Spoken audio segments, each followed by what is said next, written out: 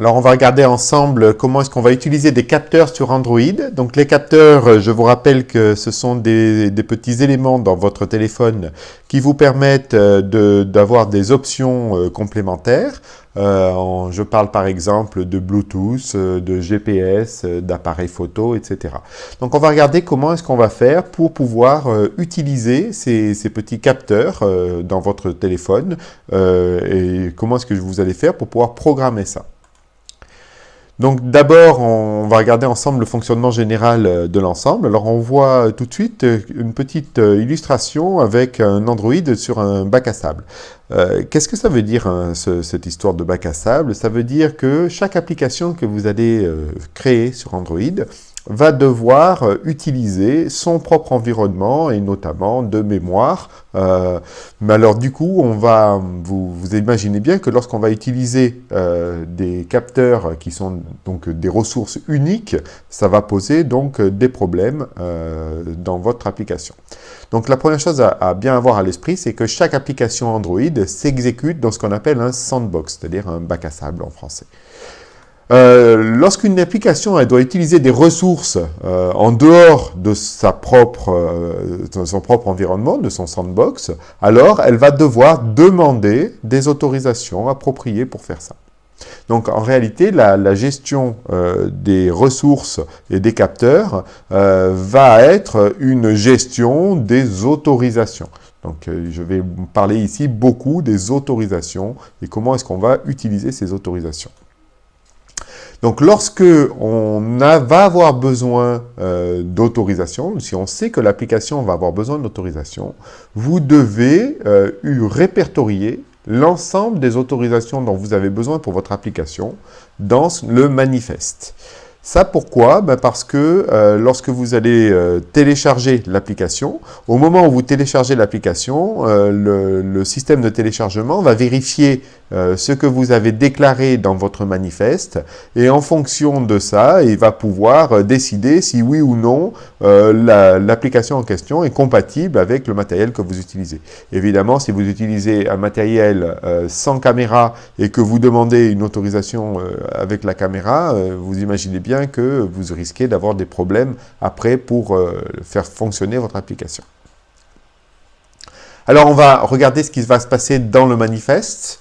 Donc, dans le manifeste, toutes les versions d'Android, vous devez déclarer votre application, toutes les autorisations que vous avez besoin dans le manifeste. Ça, c'est vrai pour toutes les versions. Et c'est important parce que vous allez voir que la gestion des autorisations a beaucoup changé, notamment autour de l'API 23, c'est-à-dire la version 6 d'Android, qui maintenant est une version un peu ancienne. Donc la première chose à faire, c'est de placer, en tant qu'enfant de l'élément de niveau supérieur, on va donner un exemple, une application qui doit accéder, par exemple ici à Internet. Voilà comment est-ce que je vais faire. Donc ici, je déclare, vous voyez dans le manifeste, dans la partie manifeste, une uses permission. Et cette uses permission, elle a pour nom, donc c'est un nom qui a été prédéfini dans une chaîne de caractères. Ici, on donne l'exemple de donner l'autorisation d'accéder à Internet. Donc, le comportement du système, après avoir déclaré une autorisation, ça va dépendre de quel type d'autorisation il s'agit. Toutes les autorisations ne sont pas équivalentes. Vous avez des autorisations qui sont considérées comme normales. Donc le système, à ce moment-là, va accorder immédiatement l'autorisation pour si vous avez demandé quelque chose qui est considéré comme avec une dangerosité, si vous voulez, normale. Maintenant, vous avez des autorisations qui nécessitent que l'utilisateur doit explicitement accorder un accès pour l'application.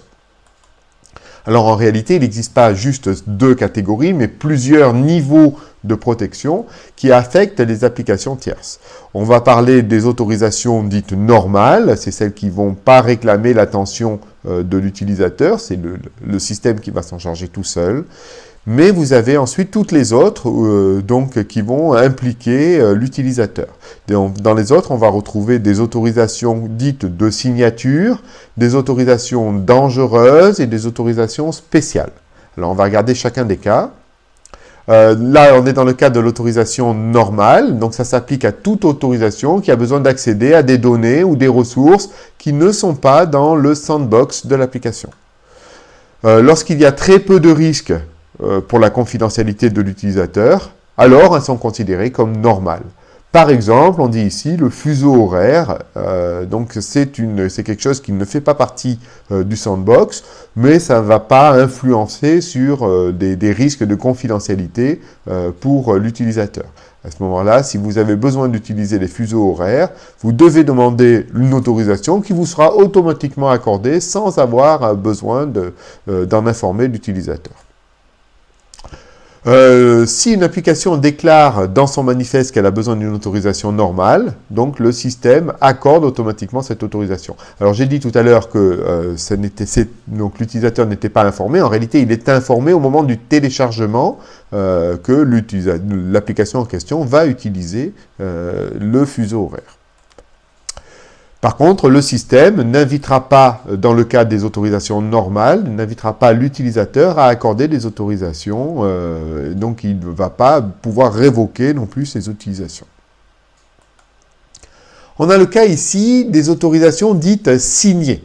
Alors, les autorisations signées, c'est le système, donc là aussi, accorde des autorisations à l'application donc au moment de l'installation. Mais la grande différence, c'est que ce sont des applications qui tentent d'utiliser une autorisation signée, c'est-à-dire que le constructeur va déclarer que c'est bien lui qui a bien réclamé cette autorisation. Et donc, une application qui utilise une autorisation qui voudrait communiquer avec une autre application qui aurait besoin de la même autorisation, eh bien, doit être signée par la même clé, si vous voulez. Donc là, c'est un cas un peu particulier où on va avoir l'utilisation de deux applications qui vont vouloir utiliser une même autorisation et à ce moment-là, elles doivent être signées pour que ça puisse fonctionner, pour que les deux puissent fonctionner ensemble. Sinon, ça va poser des problèmes de concurrence. Le cas beaucoup plus classique, c'est bien le cas des autorisations dites dangereuses. Alors on voit ici dans l'illustration, j'ai mis un petit bonhomme bleu, un petit bonhomme rouge. L'un des deux va symboliser le système Android et donc l'autre va symboliser l'utilisateur. Et donc dans ce cas-là, les autorisations dangereuses, elles s'appliquent à toutes les applications qui souhaitent accéder à des données ou à des ressources qui impliquent des informations privées. Donc ça peut potentiellement affecter les données stockées par l'ordinateur et ça peut également affecter le fonctionnement d'autres applications. Donc c'est pour ça qu'on accorde une sensibilité dite dangereuse à ce type d'application. Donc ici, on va donner l'exemple, par exemple, de lire des contacts. Donc à ce moment-là, lire des contacts, ça implique d'aller regarder dans les données de l'utilisateur, et donc ça peut être potentiellement dangereux. Donc typiquement ici, je vais devoir requérir l'accord de l'utilisateur. Si une application déclare qu'elle a besoin d'une autorisation dangereuse, l'utilisateur doit accorder explicitement l'autorisation. Si l'utilisateur n'approuve pas l'autorisation, l'application, donc elle n'a pas le droit d'aller utiliser cette application, de forcer l'utilisation de cette application. Elle peut donc utiliser des autorisations dangereuses, l'application, pour inviter l'utilisateur à accorder l'autorisation. Donc on peut insister, on va voir comment est-ce qu'on fait, mais c'est tout ce qu'on peut faire. On a de cas d'autres niveaux, encore un niveau encore supérieur de dangerosité. Ce sont des autorisations dites spéciales. Alors, je ne pense pas que vous ayez souvent à les manipuler, mais il faut savoir que ça existe. Donc, il existe des autorisations qui ne se comportent pas comme des autorisations normales ou dangereuses. Par exemple, ce sont System Alert Window et Write Settings qui sont particulièrement sensibles. Donc ici, on va pouvoir manipuler le système complet de votre Android en manipulant donc les propriétés, les settings de votre Android. Donc si une application a besoin d'utiliser une de ces autorisations, elle doit absolument déclarer l'autorisation dans le manifeste évidemment, mais en plus, non seulement requérir l'autorisation de l'utilisateur, mais envoyer une intention qui va demander à l'autorisation de l'utilisateur. Donc le système ici répond à l'intention en affichant un écran de gestion détaillé pour l'utilisateur. Pour obtenir un accord d'autorisation dangereuse, dans la plupart du cas, donc vous aurez, ça sera le cas pour les autorisations qui nécessitent uniquement l'accord de l'utilisateur. Vous avez compris que ce n'est pas les autorisations normales ici qu'il s'agit. Donc c'est une utilisation dangereuse, typiquement le GPS. Donc dans l'application GPS que vous allez faire tout à l'heure, vous allez avoir un Android qui va demander à l'utilisateur d'accorder une autorisation en fonction de la version d'Android qui est exécutée sur l'appareil, la gestion de la demande ne va pas être la même. Donc, si l'appareil exécute une version d'Android 6, c'est-à-dire avec une API 23 ou plus, alors l'utilisateur n'est pas informé des autorisations de l'application au moment de l'installation. Par contre, donc il va être impliqué après, donc à chaque fois qu'il va en avoir besoin, et on va requérir donc son accord. Donc l'application, elle doit demander explicitement, donc à chaque fois qu'elle va avoir besoin de lancer l'application, donc l'autorisation d'utiliser ici le GPS dans notre exemple. Donc évidemment, on peut se souvenir qu'une application a déjà demandé une autorisation. Donc vous voyez qu'il y a ne plus me demander éventuellement. Mais vous pouvez, donc l'utilisateur aura le droit d'aller modifier donc, le comportement dans les réglages de son application. Donc, dans le dialogue système, il va être invité systématiquement à donner l'accord à un groupe d'autorisations ou à une seule autorisation au travers d'une boîte de dialogue. Donc, il aura toujours le choix d'accepter et de refuser. Mais surtout, gardez toujours à l'esprit que l'utilisateur a le droit à tout moment de révoquer son autorisation. C'est pas parce qu'il a donné son accord pour utiliser donc le GPS vendredi que le samedi il va pouvoir continuer d'accepter. Ça, depuis la version 6 d'Android, et à tout moment, l'utilisateur a le droit de révoquer. Alors ça, c'est important parce que dans votre application, dans le code de votre application, vous devez absolument avoir à l'esprit en permanence que vous pouvez ne pas avoir l'autorisation. Donc on va regarder comment est-ce qu'on doit faire pour demander ces autorisations. Donc je vais donner une sorte de petite recette. Donc ici, la première chose qu'on va faire, c'est vérifier qu'on dispose bien du matériel requis dans le manifeste. Donc on va dire dans le manifeste, on va écrire dans le manifeste quel est le matériel, si c'est un problème matériel, dont vous avez besoin. Par exemple, j'ai besoin de Bluetooth. Et donc, ça voudra dire que tous les appareils qui ne disposent pas de Bluetooth ne pourront pas télécharger l'application.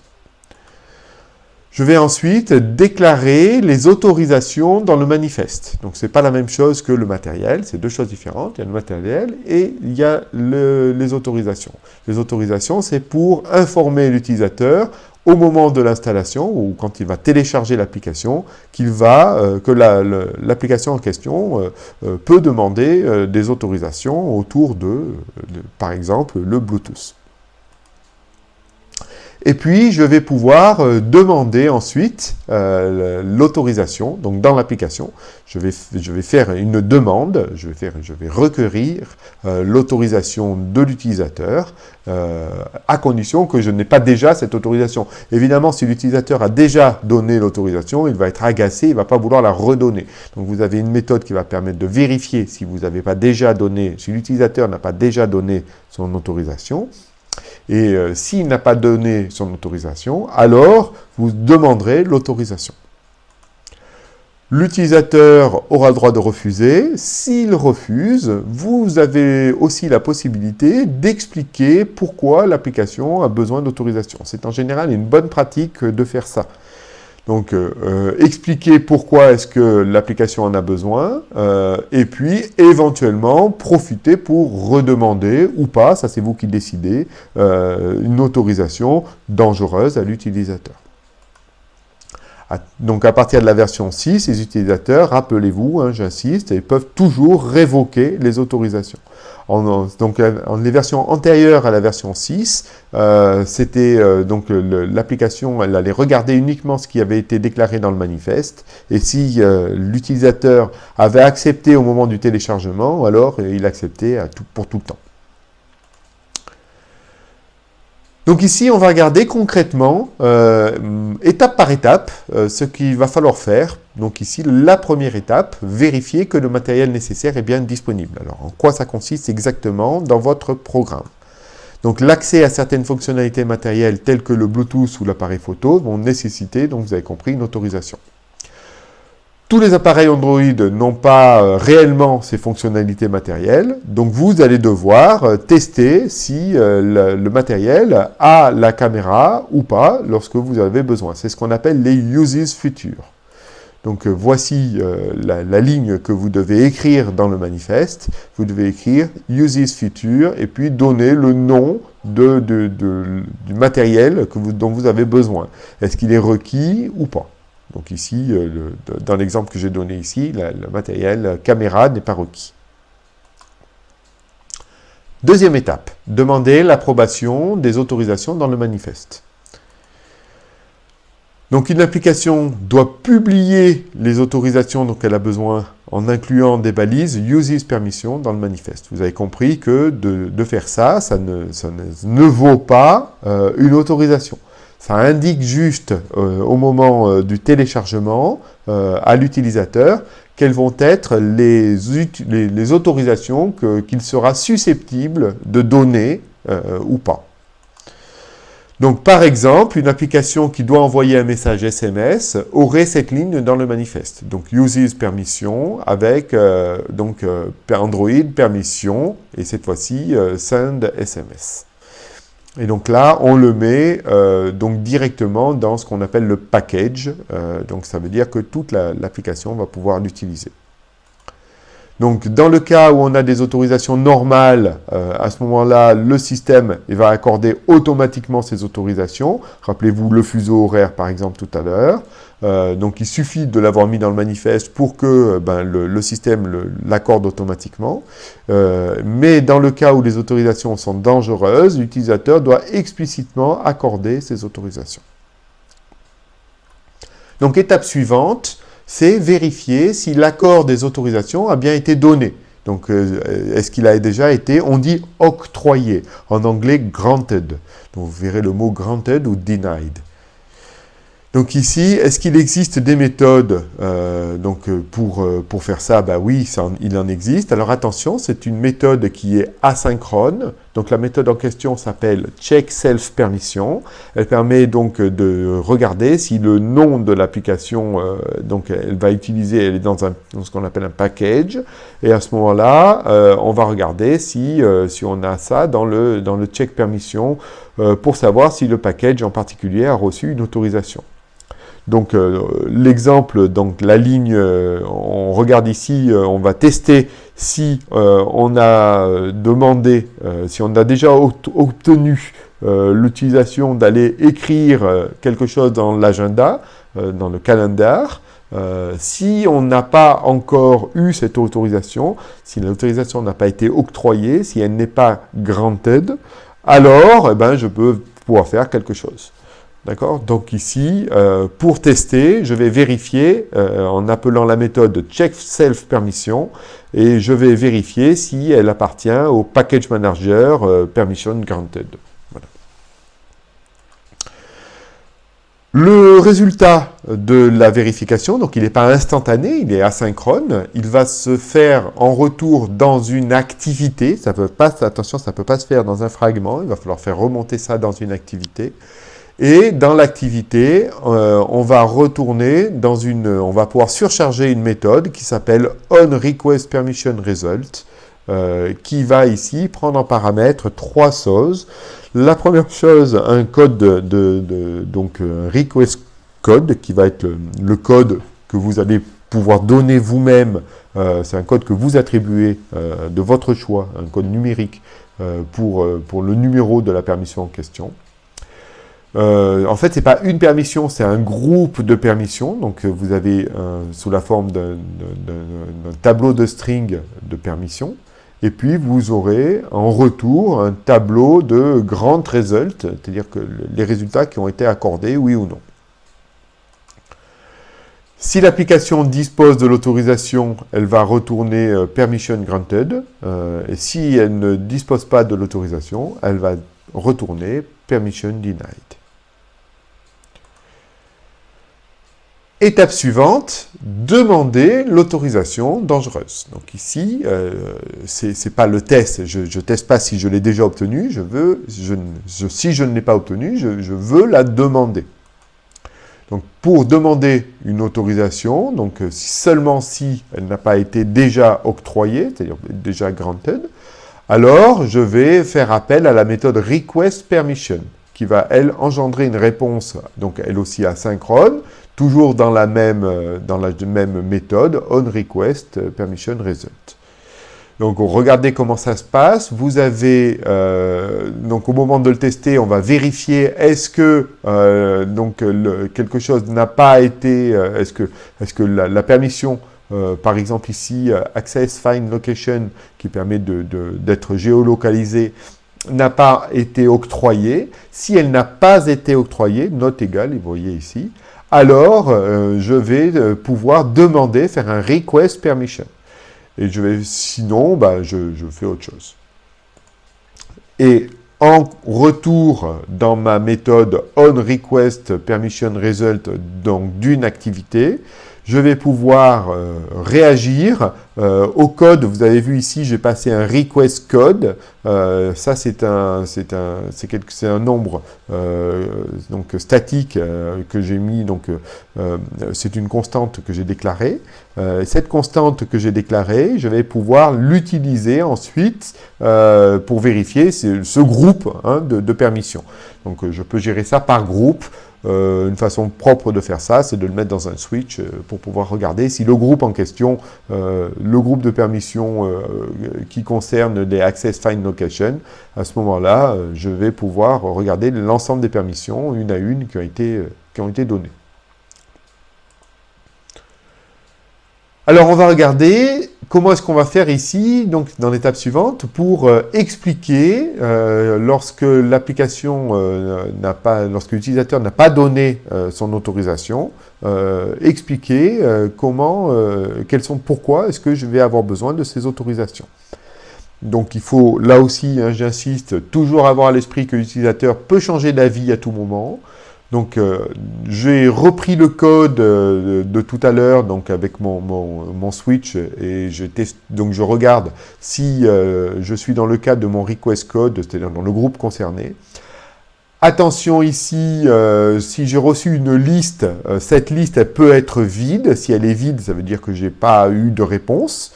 Donc, si j'ai eu des réponses, si l'utilisateur a donné des réponses, alors... Donc là, je regarde si le grant result donc il a des réponses dedans, donc c'est un tableau, est-ce qu'il a une taille qui est plus grande que 0 ? Si on m'a répondu, je vais vérifier est-ce que la permission a été granted, octroyée ou non. Donc si elle a été octroyée, je fais ce que j'ai à faire. Et si elle n'a pas été octroyée, alors j'ai la possibilité d'appeler une méthode qui s'appelle shouldShowRequestPermission rational, qui permet donc de retourner, de réagir à une demande ici de manifeste permission. Ici, j'ai dit, je vais réagir, demander d'écrire dans un stockage externe. Donc l'appel à expliquer une autorisation dangereuse, ça se passe par la méthode shouldShowRequestPermission rational. Dernière information avant que vous attaquiez la version pratique, application pratique de ce cours.